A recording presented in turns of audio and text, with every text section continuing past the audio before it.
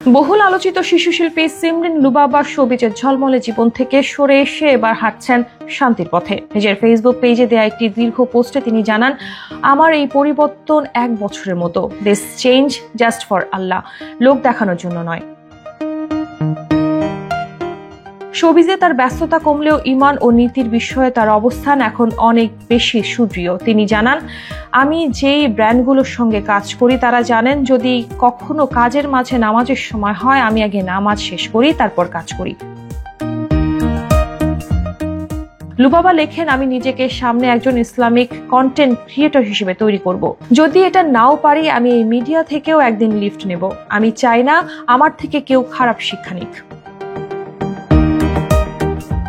এই তারকা জানান, আমি অনেক ছোট একটি মেয়ে। এই আলো ঝলমলে লাইফ থেকে আজ আমি নিজেকে অনেক চেঞ্জ করেছি, কিন্তু গুটি কয়েক মানুষ আমার পেছনে লেগেই আছে।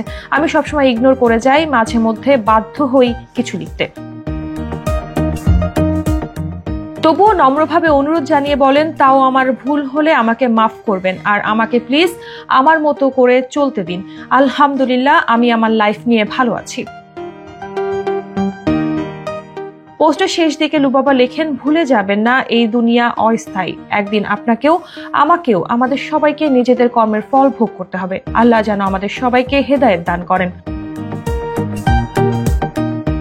সিমরিন লুবাবা মূলত প্রয়াত অভিনেতা আব্দুল কাদেরের নাতনি। দাদার অনুপ্রেরণায় খুব ছোট বয়সেই শোবিজে পা রাখে ছোট্ট লুবাবা। সেই থেকে শিশু শিল্পী হিসেবে তার ব্যাপক পরিচিতি। নিয়মিতই কাজ করে যাচ্ছে বিজ্ঞাপন, নাটক ও সিনেমায়।